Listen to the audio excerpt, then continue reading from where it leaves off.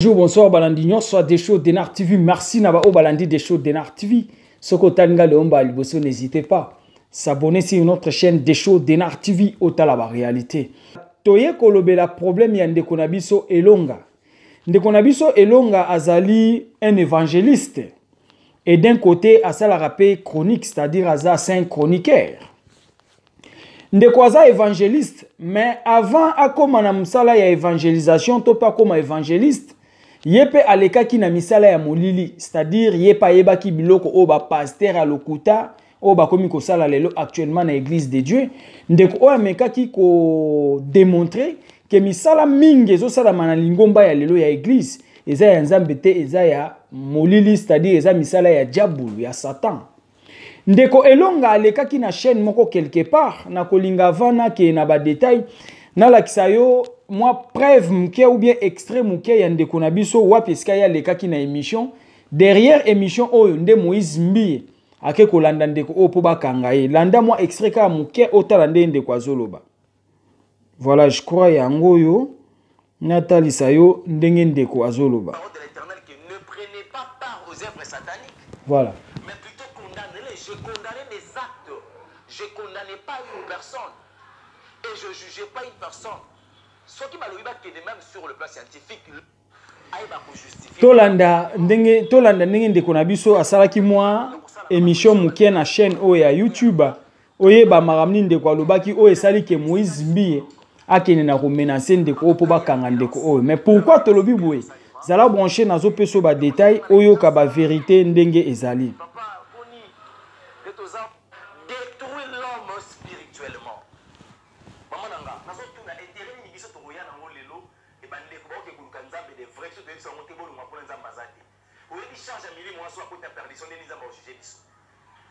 Comment est-ce que la politique a moins de temps na tiki foyer na tiki ministère na tiki makambo na salaka pour ya kobimisa libota na nzambe na kati ya vérité. Est-ce qu'on peut réfléchir? Maman, nous n'avons pas mandé koyebisa batu ke nzambe ngabo mokili na mvula boma tabwa to sala bato to kende babali magete bazoke couple milima sa. Bakufaki Donc voilà. C'est-à-dire ndeko na biso Elonga yewana ndeko Elonga émission sala ki eza mulai. Donc ko tchelo émission wana nyoso te eza mulai mingi eza émission ya 40 à 50 minutes non, 1 heure plus. C'est-à-dire qu'est-ce que je veux dire par là ndeko ameka ki ko palper ndeko sala ba émission ebele. Ndenga asala ki pe ba témoignage na ye moko ndenga zala ki na vie ya molili, c'est-à-dire ndenga zala ki ko saela diable, ko saela Satan. Yango ameka ki ko démontrer comment ba serviteur à lokuta bazana kati ya lingomba topé derrière la Bible pour mentir au peuple de Dieu. Ameka ki ko sa ba analyse na ye par rapport pe na ba problème o ezoleka na Moïse Mbie na affaire Eliane, ndeko ameka ki ko éclaircir.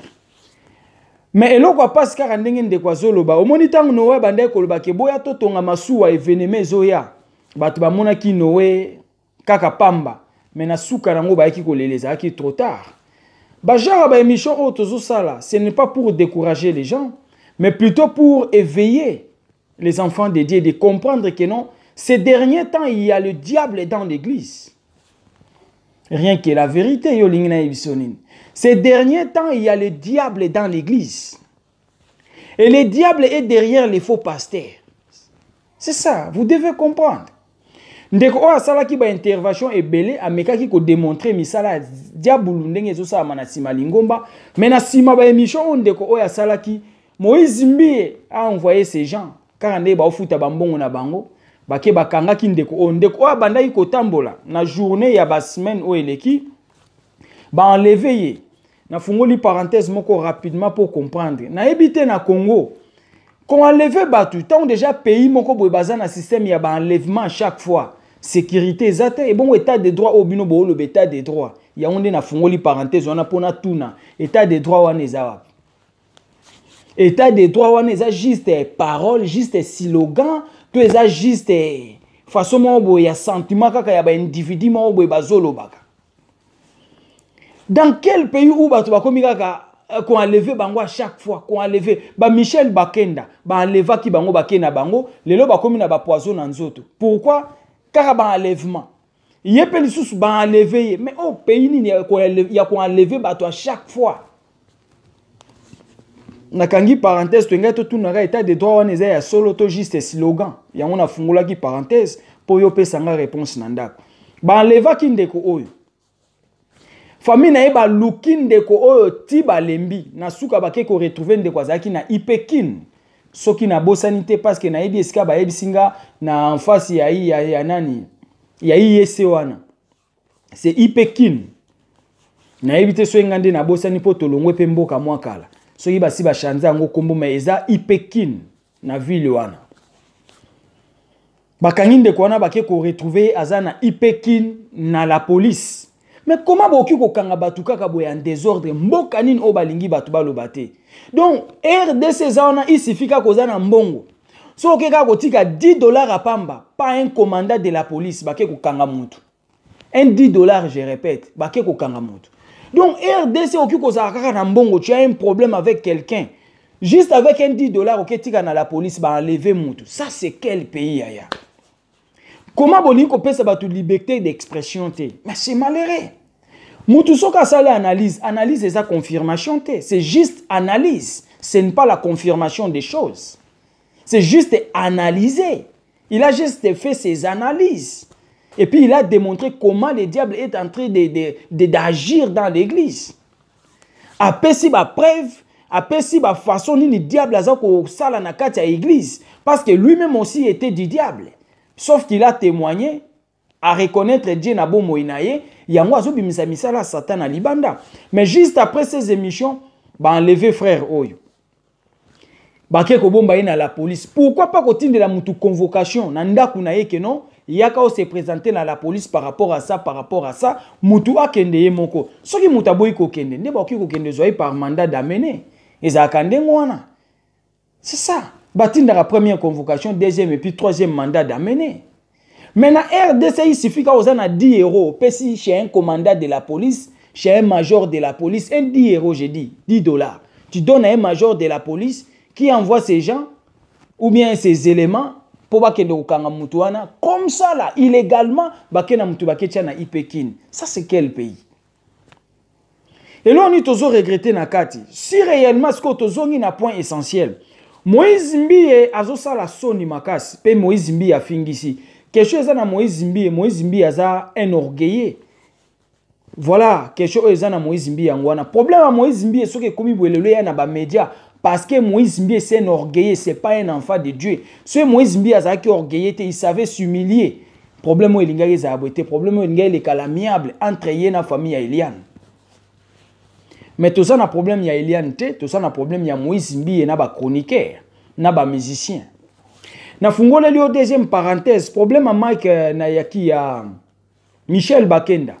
J'ai reçu beaucoup d'appels par rapport à Michel Bakenda. Na kolingana pe sa message moko na maman ya Michel Bakenda rapidement quand ande tout ça na kati ya émission. Maman Michel abenga kinga na téléphone mais akashaki numéro, abenga nga na numéro caché. Voilà pourquoi moi na rejoindre yo lisusu ezate soki yo ko kanga na nzela émission oyo. Il y a une prophétie pour Michel Bakenda que la personne a dit, elle ne pouvait pas me dire de quoi il s'agissait de la prophétie sauf que alingi asolola ye moko directement na Michel Bakenda. Je ne sais pas comment na rejoindre yo maman Michel obenga nga na numéro caché, moi na rejoindre yo zate. Soki yo ko yo kanga na nzela émission oyo. Rappelle-moi encore, c'est un numéro ya Tantine wana, c'est une dame. Après singa ba prophétie à Michel Bakenda, mais sauf, elle n'a pas du tout donné toute la prophétie, mais elle a insisté que prophétie est uniquement pour Michel Bakenda, ni pour sa maman, ni pour n'importe de sa famille, mais uniquement pour Michel Bakenda. Voilà pourquoi na olinga maman Michel Bakenda obenga ki na téléphone. So okoyo kanga na nzela émission ya benga ezama ambwanzambe. Na pesa au numéro ya maman wana, bosola na ayebisa yo qu'est-ce qu'il faut. Asola yemo kwa lobi yemo kwa linga yo ka Michel Bakenda ayebise na mato ya Michel Bakenda po yo ka prophétie na ye. Oyo nkolo atindi po na ye. Problème ya Michel Bakenda ezaboy. Je confirme rien, moi je fais que mes analyses. Bobino boyo karabien te okoloba ke des choses de Nar TV a confirmé. Na bandeli a koloba boy. Je confirme rien. Mais par rapport à un coup d'appel, nous sommes azui. Nous sommes proches de la famille à Michel. Nous sommes serviteurs Moussous. Question est abouée. Problème, il y a Michel Bakenda, il servait Dieu, mais par après, Alingaka Zala initié. Nabilo, on a bango Molili, a ba Moïse Mbiye, na ba Mike Kalamba et tout ça.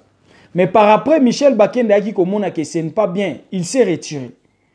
Tant qu'il s'est retiré, guerre et bandi wana premier fond. Aboyi Kozala initié par Moïse Mbiye.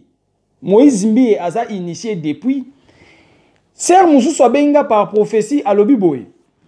Bakis na bango o baza nango ya ba loge ya ba secte na bango bakoti liboso ezalaki par Marie Missam. Marie Missam est parti, maintenant c'est Moïse Mbiye qui a pris la place. Je donne que les témoignages et les prophéties que les serviteurs m'ont donné. Actuellement c'est Moïse Mbiye. Moïse Mbiye a voulu initier Michel Bakenda car Mike Kalamba est déjà dedans.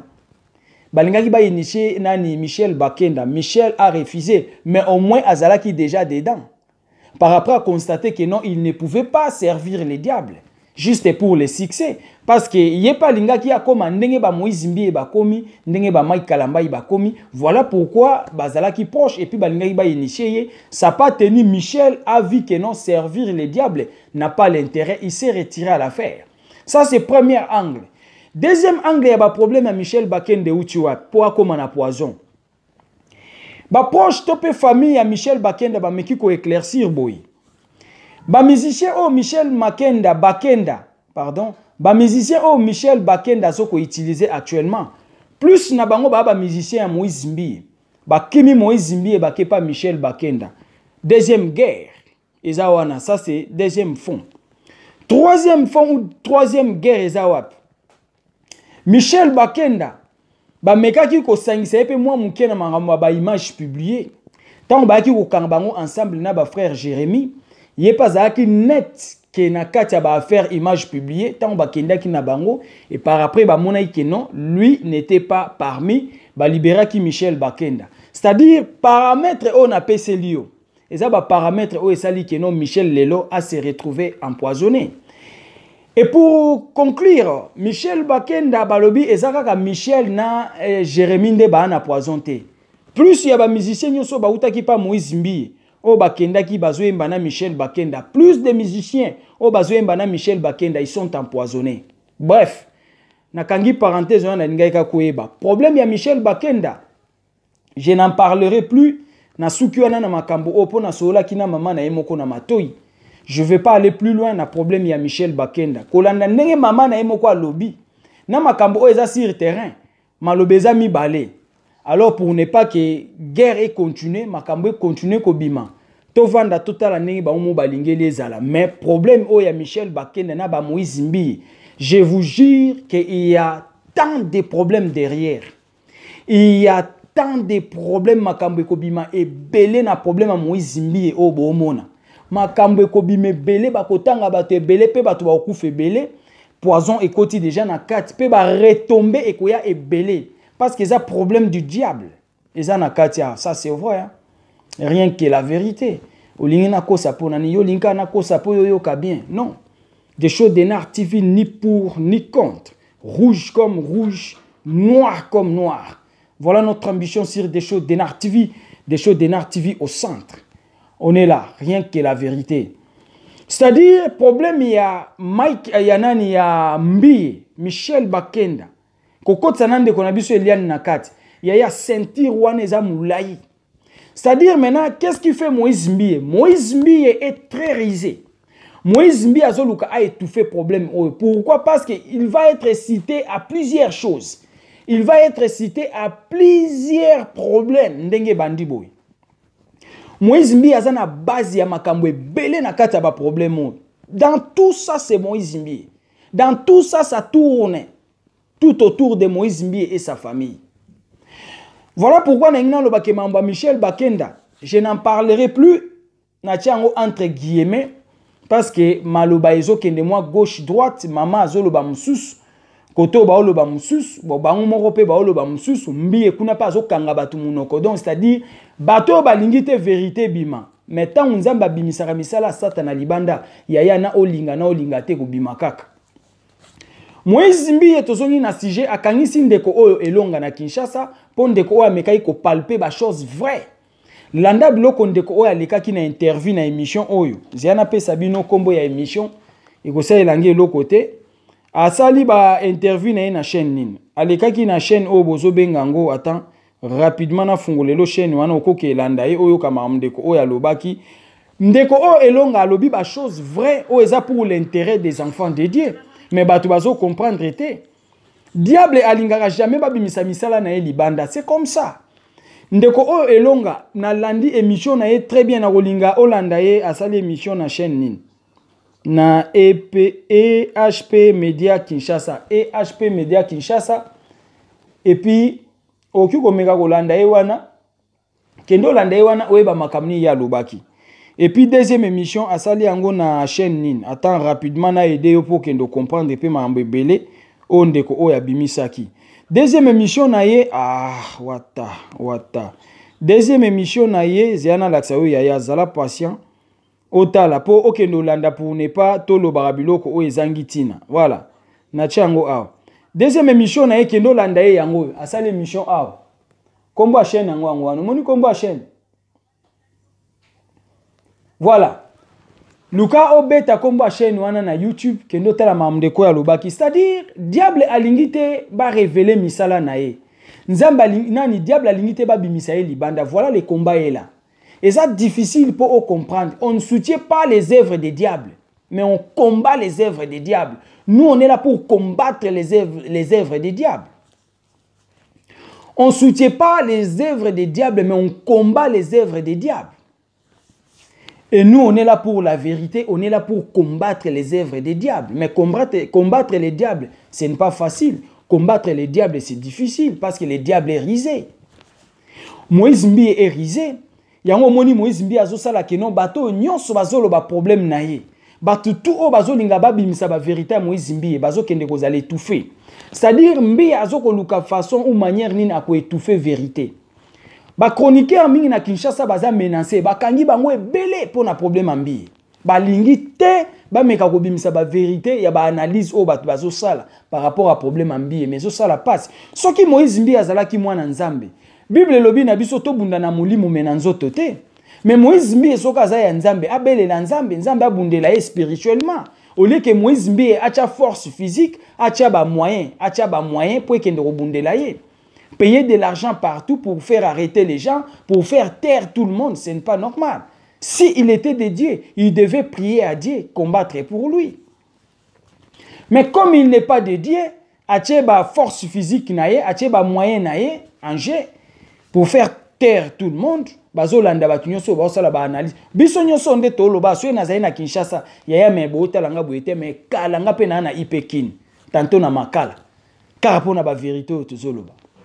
Mais heureusement que non, biso tosanga ba pays moko un peu tolérance ezali. Yango tosenga na RDC, ba pesa pe bandeko baza na tolérance, ba pesa tolérance na ba chroniqueurs et les journalistes.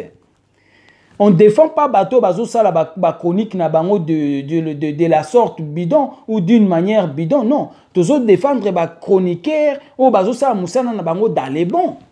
C'est na lobby problème ya Elonga, avant na koloba pona Elonga. J'ai suivi ses émissions. J'ai compris qu'il était dans les bons, il était dans la vérité. Voilà pourquoi je les soutiens. C'est juste ça. Mais ça, il m'a pas sinon son comment que Moïse Mbi a commis ko boma. Moïse Mbi a commis ko kangisa. Pourquoi? Parce que lui, entre guillemets, a l'argent. Tu éviter ce qui m'a kamni pe koti na sima Moïse Mbi et tu éviter. Mais sauf qu'il y a un vent fort. Bah tu vas okende belé na problème à Moïse Mbi et oyo. Poison koti, diable pe azawana. C'est-à-dire, molimo mabe za na kati ya problème ambi oyo. Voilà on a ngana sabino ngwana pona problème à Moïse Mbi, c'est-à-dire Moïse Mbi a kangisi ba chroniqueur et belé na Kinshasa. Et chose grave qu'on enlevé bango. Bon enleva ki ba Michel na ba Jérémie, lelo bandeko ba se retrouver na ba poison. Également bozo ko enlevé ba oana. Ezaka po boke lope sa ba on pe ba poison ton ndengeni. Tozo e baté est-ce que Moïse Mbi a ko boma ba tunyo so po ba olo ba problème oyo. Et ça la bien te. So oza un pasteur de Dieu au banga kanzambe. Mais sambela nzambe. Que nzambe bundela nga na problème oyo. Que nga na za innocent bundela nga na problème oyo. Que mettre l'argent en jeu pour étouffer la vérité, ça sert à rien. Que faire une force physique pour étouffer la vérité, ça sert à rien. On va appliquer force physique pour aller arrêter tout le monde. Pourquoi? Et ça li bien te sali ma passe na son o ezaki bref ya ngwana c'est-à-dire problème ya mbiye o ya milimo ebele ke na katia. Parce qu'il y a plusieurs déjà balesi bango poison, ba ming déjà ba koti na ba loge na bango kindoki ya kisi, o ezo senga ki ba ming ba olinga ba dévoiler mais ba okoko dévoiler te. Biso Michel Bakenda il faut bimana RDC. Aya libanda po azala libre d'exprimer. Azala libre ya ko sala confession o ya okiko sala devant les enfants de Dieu. Rien que ça. Tout ça, il y a prière ébélée, beaucoup de prières pour Michel Bakenda, à Kokufa pété parce que Dieu est grand. Au Penzamba Lubé comme Roko Makaka. Mais nous allons prier. Frère Wana Abimana RDC Aya Libanda pour qu'est-ce qui s'est passé. Et que ça va bien. Rien que la vérité, Aya Sokotanga Leomba Liboso, n'hésitez pas. S'abonner sur notre chaîne des choses de Nar TV, Otalakaba Réalité. Et Zala qui a nos humble serviteur, l'homme de bonne foi, Zala Bronché, émission Zakoya. Ciao.